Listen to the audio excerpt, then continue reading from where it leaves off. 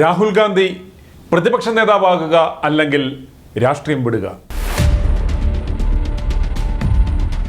ആധുനിക ഇംഗ്ലീഷ് സാഹിത്യത്തിൽ പല സന്ദർഭങ്ങളിലും ഉപയോഗിച്ചിട്ടുള്ളതും ഏറ്റവും വ്യാപകമായി ഉദ്ധരിച്ചിട്ടുള്ളതുമായ വരികളിലൊന്നാണ് വില്യം ഷേക്സ്പിയറിൻ്റെ ഹാംലെറ്റ് എന്ന നാടകത്തിലെ to be or not to be, ആയിരിക്കുക അല്ലെങ്കിൽ ആകാതിരിക്കുക.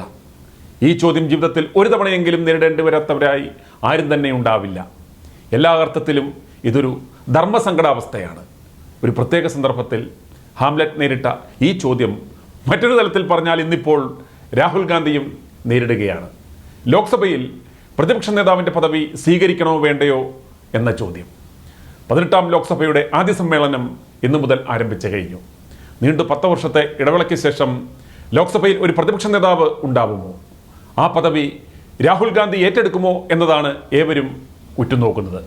പ്രതിപക്ഷത്തെ ഏറ്റവും വലിയ കക്ഷിയുടെ നേതാവിനെയാണ് പ്രതിപക്ഷ നേതാവായി തിരഞ്ഞെടുക്കുന്നത്. 543 അംഗ സഭയിൽ 55 അംഗങ്ങളെങ്കിലും ഉള്ള കക്ഷിയുടെ നേതാവിനെയാണ് സ്പീക്കർ പ്രതിപക്ഷ നേതാവായി അംഗീകരിക്കുന്ന കീഴ്വഴക്കമുള്ളത്. ഇത്തവണ ഇന്ത്യൻ നാഷണൽ കോൺഗ്രസിൻ്റെ 99 അംഗങ്ങൾ ലോക്സഭയിൽ എത്തിയിട്ടുണ്ട്. അതിനു പുറമെയാണ് 3 സ്വതന്ത്രരും കോൺഗ്രസിന് പിന്തുണ പ്രഖ്യാപിച്ചിട്ടുള്ളത്. അതുകൊണ്ട് തന്നെ രാഹുൽ ഗാന്ധി പ്രതിപക്ഷ നേതൃസ്ഥാനം ഏറ്റെടുക്കുമോ എന്ന ചോദ്യം ഉയരുകയാണ്. കോൺഗ്രസ് വർക്കിംഗ് കമ്മിറ്റി യോഗം ചേർന്ന് രാഹുൽ സ്ഥാനം ഏറ്റെടുക്കണമെന്ന് പ്രമേയം പാസാക്കിയിട്ടുണ്ട്. കേരളം ഉൾപ്പെടെ പല സംസ്ഥാന ഘടകങ്ങളും ഈ ആവശ്യം ഉന്നയിച്ചിട്ടുണ്ട്. രാഹുൽ ഈ സ്ഥാനം ഏറ്റെടുത്താൽ ലോക്സഭയുടെ ചരിത്രത്തിൽ അച്ഛനും അമ്മയ്ക്കും പിന്നാലെ പ്രതിപക്ഷ നേതാവിൻ്റെ പദവിയിലെത്തുന്ന മകൻ എന്നൊരു പ്രത്യേകതയും ഈ സ്ഥാനലബ്ധിക്ക് കൈവരും. 1989-90 കാലഘട്ടത്തിൽ VP സിംഗ് പ്രധാനമന്ത്രിയായ കാലത്ത് രാജീവ് ഗാന്ധിയായിരുന്നു പ്രതിപക്ഷ നേതാവ്. AB വാജ്പേയി പ്രധാനമന്ത്രിയായിരുന്നപ്പോൾ 1999-2004 കാലഘട്ടത്തിൽ സോണിയാഗാന്ധിയും പ്രതിപക്ഷ നേതൃസ്ഥാനം വഹിച്ചിട്ടുണ്ട്. ഇത്തവണ 3ാം മോദി സർക്കാരിൻ്റെ കാലത്ത് രാഹുൽ ഗാന്ധി തന്നെ ഈ പദവി ഏറ്റെടുക്കണമെന്ന് ഇന്ത്യ മുന്നണിയിലെ ഘടകകക്ഷികളും ആവശ്യപ്പെട്ടിട്ടുണ്ട്. അതിൽ മധുരമായ ഒരു പ്രതികാരത്തിൻ്റെ എലമെൻ്റ് കൂടിയുണ്ട്. ബ്രിട്ടീഷ് പാർലമെൻ്ററി സമ്പ്രദായ പ്രകാരം leader of opposition shadow prime minister എന്നാണ് അറിയപ്പെടുന്നത്. അതായത് ഏറ്റവും അടുത്ത സന്ദർഭത്തിൽ പ്രധാനമന്ത്രിയാകുവാൻ സാധ്യതയുള്ള വ്യക്തി എന്ന് വ്യംഗ്യം. രാഹുൽ ഗാന്ധിക്ക് അർഹമായ ആ പദവിയിൽ അദ്ദേഹം ഇരുന്നില്ലെങ്കിൽ വല്ല KC വേണുഗോപാലോ മനീഷ് തിവാരിയോ ഗൗരവ് ഗഗോയിയോ കുമാരി ഷെൽജയോ ഒക്കെ കയറിയിരിക്കും. ജനങ്ങൾ അത് ആഗ്രഹിക്കുന്നില്ല. പദവി ഏറ്റെടുത്തില്ലെങ്കിൽ ഭീരുവെന്നോ ഉത്തരവാദിത്തങ്ങളിൽ നിന്ന് ഒളിച്ചോടുന്നവനെന്നോ പഠിക്കൽ കൊണ്ട് കലമുടയ്ക്കുന്നവനെന്നോ ഒക്കെയുള്ള വിളി രാഹുലിനി കേൾക്കേണ്ടി വരും എന്നോർക്കുക. എപ്പോഴും വിനയകുമാരൻ ആകരുതെന്ന് ചുരുക്കം. 5 കൊല്ലം മുമ്പ് 2019 രാഹുൽ ഗാന്ധി എടുത്ത ആ തീരുമാനം നീതീകരിക്കാൻ പറ്റുന്നതായിരുന്നു. ലോക്സഭാ തെരഞ്ഞെടുപ്പിലെ കനത്ത തിരിച്ചടിയുടെ ഉത്തരവാദിത്തം ഏറ്റെടുത്ത് പാർട്ടി പ്രസിഡന്റ് സ്ഥാനം ഒഴിയുക എന്ന ആ തീരുമാനം. ഗാന്ധി കുടുംബത്തിലെ ഈ ചെറുപ്പക്കാരനോട് അന്ന് ഒരൊറ്റ കോൺഗ്രസ് നേതാവും അദ്ദേഹത്തിൻ്റെ രാജി ആവശ്യപ്പെട്ടിരുന്നില്ല. പ്രസിഡന്റ് സ്ഥാനത്ത് കടിച്ചു തൂങ്ങിക്കിടക്കണമായിരുന്നുവെങ്കിൽ രാഹുലിന് സംഗതി എളുപ്പവുമായിരുന്നു. എന്നിട്ടും രാഹുൽ രാജിവെച്ചു. അതിൽ ധാർമ്മികതയും നീതിബോധവും ഉണ്ടായിരുന്നു എന്ന് പറയാം. താൻ ഉത്തരവാദിത്തത്തിൽ നിന്ന് ഒളിച്ചോടുന്നവനല്ല എന്ന ധീരമായ പ്രഖ്യാപനമായിരുന്നു അന്നാ ചെയ്തത്. അന്ന് രാഹുൽ നിർദ്ദേശിച്ചത് കോൺഗ്രസിന് ഗാന്ധി കുടുംബത്തിന് പുറത്തുനിന്നൊരു പ്രസിഡന്റ് വേണമെന്നാണ്. പക്ഷേ പിന്നെയും 3 കൊല്ലം എടുത്തു ആ നിർദ്ദേശം യാഥാർത്ഥ്യമാകാൻ. സോണിയാഗാന്ധിക്ക് മകനെ അങ്ങനെ അങ്ങ് തള്ളിക്കളയുവാൻ ആവുമായിരുന്നില്ല. അനാരോഗ്യം അലട്ടിയിട്ടും അവർ കോൺഗ്രസിൻ്റെ പ്രസിഡന്റ് സ്ഥാനത്തേക്ക് തിരിച്ചു വന്നു. മകൻ രാഹുൽ വീണ്ടും പാർട്ടിയിലും രാഷ്ട്രീയത്തിലും സജീവമാകുന്നുവെന്ന് ഉറപ്പുവരുത്തി. 2022 ഒക്ടോബറിലാണ് ഗാന്ധി കുടുംബത്തിൻ്റെ വിശ്വസ്തൻ മല്ലികാർജുൻ ഖാർഗെ കോൺഗ്രസിൻ്റെ പ്രസിഡന്റായത്. ഖാർഗെ പ്രസിഡന്റായിരുന്നെങ്കിലും ഈ 3 കൊല്ലവും കോൺഗ്രസിൻ്റെ സുപ്രധാന മുഖം മാത്രമല്ല അച്ചുതണ്ടും അധികാര കേന്ദ്രവും രാഹുൽ തന്നെയായിരുന്നു.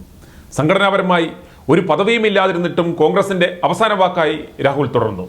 കേരളത്തിൽ രമേശ് ചെന്നിത്തലയെ പ്രതിപക്ഷ നേതാവിൻ്റെ സ്ഥാനത്ത് നിന്ന് നീക്കം ചെയ്തതും പഞ്ചാബിൽ മുഖ്യമന്ത്രി സ്ഥാനത്ത് നിന്ന് അമരീന്ദർ സിംഗിനെ നീക്കിയതും മല്ലികാർജുൻ ഖാർഗെയെ കോൺഗ്രസ് പ്രസിഡന്റ് സ്ഥാനത്തേക്ക് അവരോധിക്കുന്നതിലുമെല്ലാം അന്തിമ വാക്ക് രാഹുലിൻ്റേതായിരുന്നു. ഒരു തരത്തിലുള്ള പദവികളും ഉത്തരവാദിത്വമൊന്നുമില്ലെങ്കിലും അധികാരം രാഹുൽ കൈക്കുമ്പിളിൽ എന്ന പോലെ കൊണ്ടു നടന്നു. ഇതൊരു തന്ത്രമായിരുന്നു. പാർട്ടിക്ക് എന്ത് സംഭവിച്ചാലും രാഹുലിനെ അതിന് ഉത്തരവാദി ആക്കാനാവുമായിരുന്നില്ല. എന്നാൽ നേട്ടമുണ്ടായാൽ അതിൻ്റെ ബഹുമതി മുഴുവനും എതിരാളികൾ വരെ രാഹുലിന് ചാർത്തിക്കൊടുത്തു. വളരെ ബുദ്ധിപരമായ ഒരു സ്ട്രാറ്റജിയായിരുന്നു ഇത്. പ്രസിഡന്റ് പദവിയിൽ ഖാർഗെ ഇരുന്നപ്പോഴും കോൺഗ്രസിൻ്റെ ദേശീയ മുഖമായി രാഹുൽ തന്നെ തുടർന്നു. ഭാരത് ജോഡോ യാത്ര രാഹുലിൻ്റെ പഴയ പപ്പുമോൻ എന്ന പ്രതിച്ഛായ മാറ്റിമറിച്ചു എന്നതിൽ യാതൊരു സംശയവുമില്ല. കന്യാകുമാരിയിൽ നിന്ന് കാശ്മീർ വരെ വെറുതെ അങ്ങ് നടക്കുകയായിരുന്നില്ല. മറിച്ച് ഇന്ത്യൻ ജനതയുടെ ഹൃദയവികാരങ്ങൾ ഒരു സ്പോഞ്ച് എന്ന പോലെ ഒപ്പിയെടുക്കുകയായിരുന്നു രാഹുൽ. തിരിച്ച് ജനങ്ങളും രാഹുലിനെ അടുത്തറിയുകയായിരുന്നു ആ യാത്രയിലൂടെ. രാഹുൽ എന്താണെന്നിപ്പോൾ ജനങ്ങൾ മനസ്സിലാക്കി കഴിഞ്ഞു.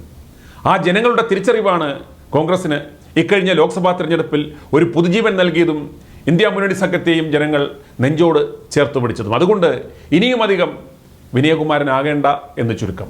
വനവാസത്തിന് പോകേണ്ട സമയമല്ലിത്.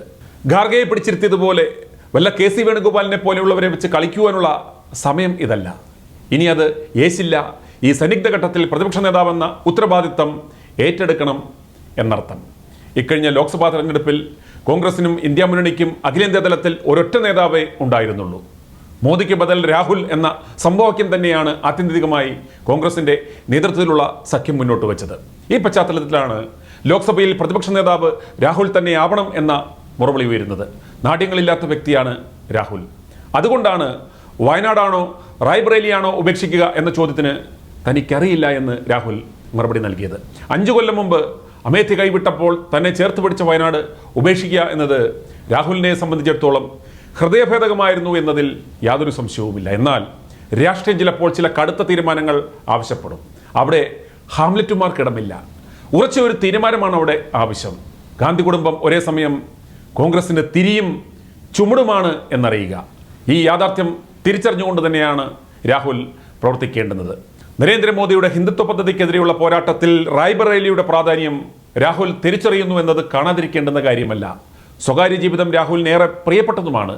പ്രതിപക്ഷ നേതാവിൻ്റേത് പോലൊരു പദവിയിലിരിക്കുമ്പോൾ സ്വകാര്യ ജീവിതം ആർഭാടമായെന്ന് വരും. എന്തിനും ഏതിനും ഒരു വിലയുണ്ടെന്ന് പറയുന്നത് പോലെ നെഹ്റു കുടുംബത്തിൽ പിറന്നതിന് രാഹുലിനും ഒരു വില നൽകിയേ തീരൂ. ആ വിലയാണ് കാലവും ചരിത്രവും ഇപ്പോൾ രാഹുലിനോട് ആവശ്യപ്പെടുന്നത്. കഴിഞ്ഞ 5 വർഷങ്ങളിൽ രാഹുലിനെ പോലെ മറ്റൊരു നേതാവും ഇന്ത്യൻ രാഷ്ട്രീയത്തിൽ യാതനകൾ ഇത്രയേറെ അനുഭവിച്ചിട്ടില്ല. നിന്ദകളും പരിഹാസങ്ങളും അതിജീവിച്ച് പാർട്ടിയെ നയിക്കുവാൻ താൻ പ്രാപ്തനാണെന്ന് തെളിയിക്കുകയായിരുന്നു രാഹുൽ. ഒരു പാദയാത്രയിൽ എല്ലാം വിട്ടെറിഞ്ഞോടിപ്പോയ ബുദ്ധനാവുകയല്ല രാഹുൽ ഇപ്പോൾ ചെയ്യേണ്ടുന്നത്. ഗൗതമൻ ബുദ്ധനാവുന്നതിന് വില കൊടുത്തത് യശോധരയാണ്. കോൺഗ്രസിനെ യശോധരയാക്കണോ എന്ന് രാഹുൽ ആലോചിക്കുക.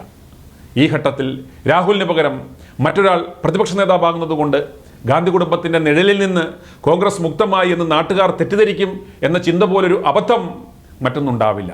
പാർട്ടിയുടെ മാതൃസ്വരൂപമായി സോണിയ ഇപ്പോഴും പാർലമെന്ററി നേതാവായുണ്ട്. കോൺഗ്രസിൻ്റെ വളർച്ചയിലും തളർച്ചയിലും നെഹ്റു കുടുംബത്തിന് നിർണായക പങ്കുണ്ട്. ജവഹർലാലും ഇന്ദിരയും രാജീവും സഞ്ജയും രാഹുലും ഇഴചേരുന്ന കുടുംബത്തിൽ നിന്നും കോൺഗ്രസിൻ്റെ ചരിത്രം അങ്ങനെ അടർത്തി മാറ്റാനാവില്ല. ധാർമ്മികതയിൽ അടിയുറച്ചു നിൽക്കുന്ന ഒരു പ്രതിപക്ഷം ഈ കാലം ശരിക്കും ആവശ്യപ്പെടുന്നുണ്ട്. അതിൻ്റെ മുൻനിരയിൽ തന്നെ നിൽക്കണമെന്നാണ് ഇന്ത്യൻ ജനത രാഹുലിനോട് ആവശ്യപ്പെടുന്നത്. ഈ ആഹ്വാനം കേൾക്കാതിരിക്കുവാനാണ് താല്പര്യമെങ്കിൽ രാഹുൽ ഇനിയും രാഷ്ട്രീയ ജീവിതം തുടരുന്നത് അർത്ഥരഹിതമായിരിക്കും. ഹാംലെറ്റുമാരല്ല കാലത്തിൻ്റെയും ചരിത്രത്തിൻ്റെയും ഭാഗധേയങ്ങൾ നിർണ്ണയിക്കുന്നതെന്ന് രാഹുൽ തിരിച്ചറിയുക തന്നെ വേണം. i2i News, an eye for truth. i2i News subscribe ചെയ്തിട്ടില്ലാത്തവർ ഇപ്പോൾ തന്നെ സബ്സ്ക്രൈബ് ചെയ്യുക. നോട്ടിഫിക്കേഷൻ ലഭിക്കുവാൻ ബെൽ ബട്ടണും അമർത്തുക.